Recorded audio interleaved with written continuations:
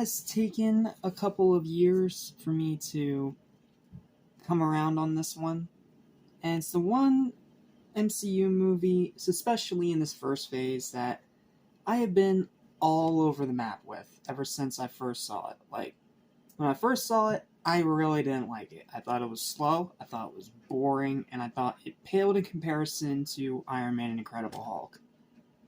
As a teenager, I came around on it a little bit, but still found it nothing more than average.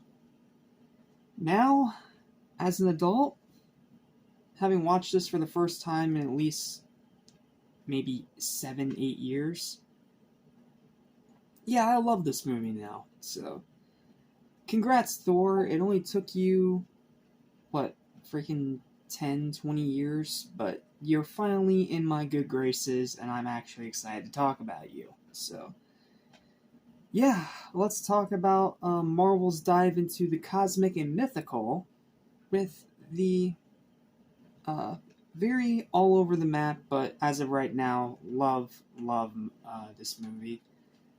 So, let's talk about it.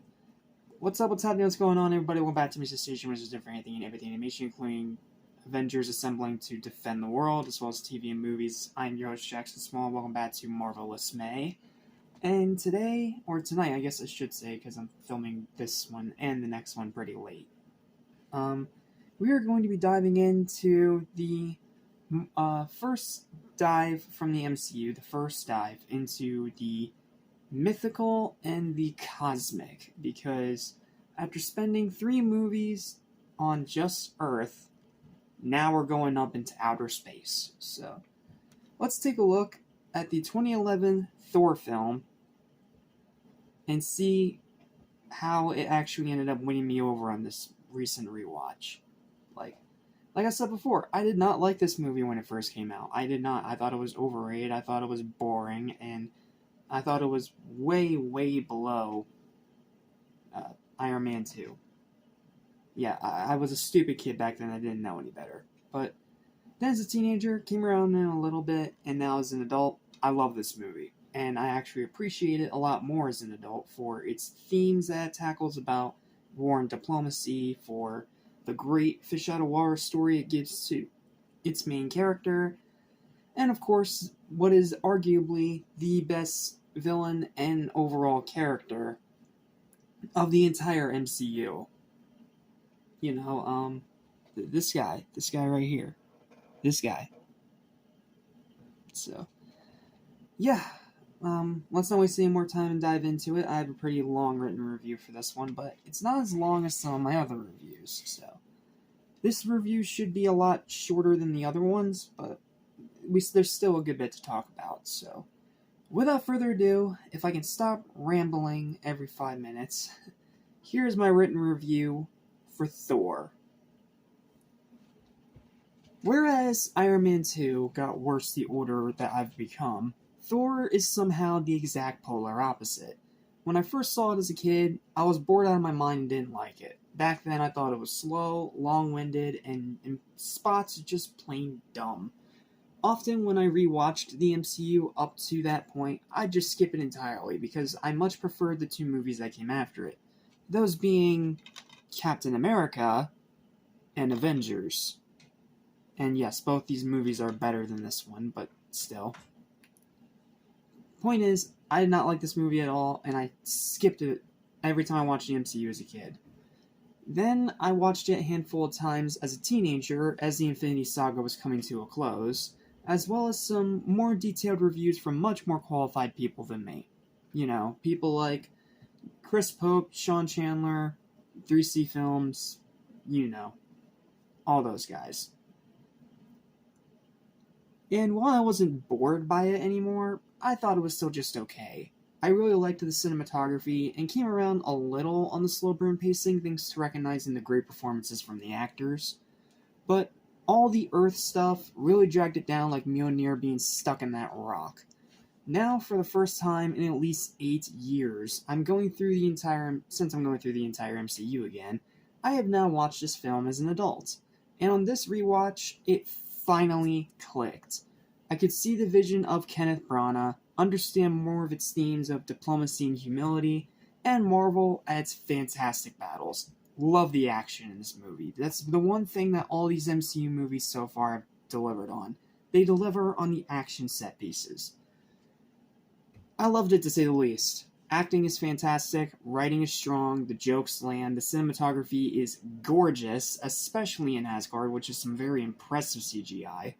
Action is excellent with so much variety in its choreography. Like, you get a mythical battle against the Frost Giants in Jotunheim, you get a battle on Earth, hand-to-hand combat against some agents from S.H.I.E.L.D., and Hawkeye, hanging out in the corner, because, it's not his time to shine quite yet. And of course, you had the final battle with the Destroyer on Earth, and the final battle against Loki in Asgard. So you have a good bit of battles, you have a variety of battles, and you have a variety of different choreography.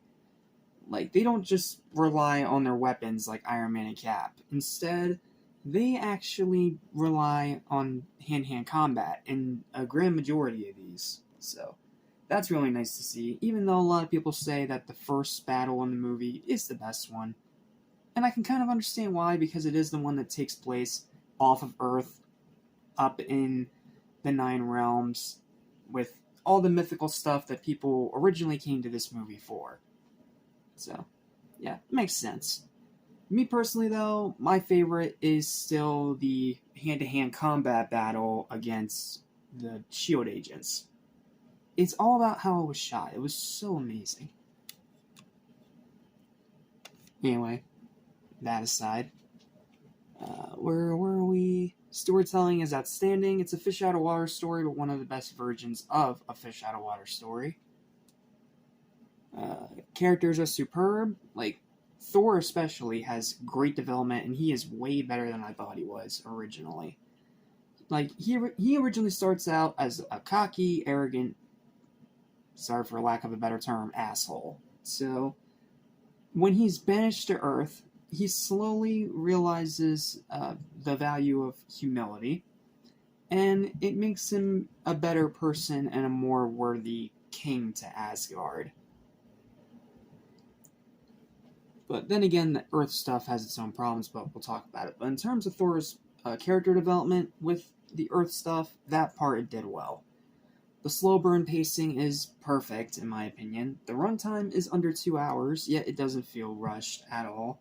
And the ending is not your traditional Hollywood happy ending, as there's actual consequences in the end. Like, that's another thing that I came to appreciate with this movie on this rewatch, is that the ending is not all happy Hollywood stuff. Like, the ending of this movie is actually pretty sad when you think about it. I'm not obviously going to say why, because that's a great big spoiler, but my point is, it's still, like, really, really good, and I appreciate that they did not go for the traditional ending. And of course, here we go. After being a recurrent issue for 3 movies in a row, we finally got our first genuinely amazing villain in the MCU with Tom Hiddleston's Loki. He's sympathetic, he's well written, he's genuinely threatening, he's 3-dimensional, he's not evil just for evil's sake, and he is phenomenally performed. There is a very clear reason why he was chosen as the main villain for Avengers. And speaking of such, this movie's post-credits scene did an amazing job at teasing that. Also, it's one of Stan Lee's funniest cameos as a truck driver that rips off the bed of his truck trying to pull Mjolnir out of the ground. That's one of his funniest cameos. I love that one. However, that one flaw from my teenage self is still present here.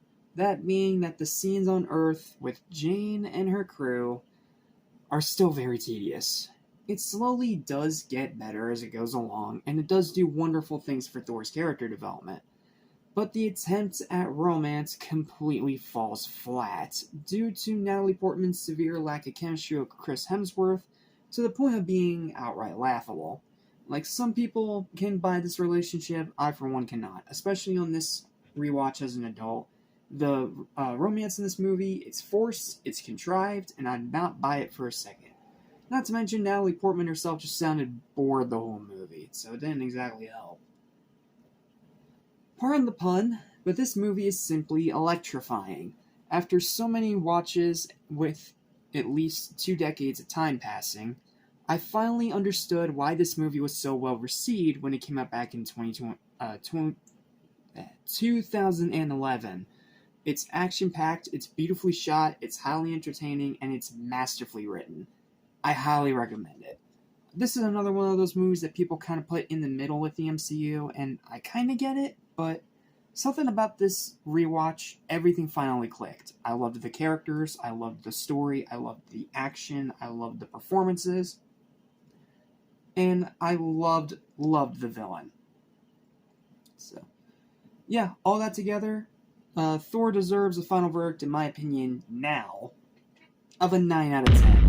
It's an excellent film, and it's a huge bounce back after Iron Man 2. So, good job, Marvel. You finally got me to come around on one of those movies I used to not like. So, good job. If you still think this movie is average, I can understand why. But when I watched it this time and really paid attention to the details, yeah, I grew to absolutely love it. So, yeah, I love this movie, and if you haven't seen it yet, definitely check it out. But, I mean, it's one of the most essential movies in this first phase of the MCU, so I can't see why you didn't. So, yep. And with that, and in less than 15 minutes for once, we are done with our review of Thor.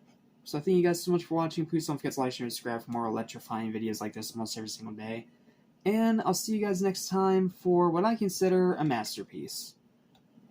Just an outright masterpiece. And if it weren't for the existence of the Avengers, this would be my favorite movie in the first phase of the MCU.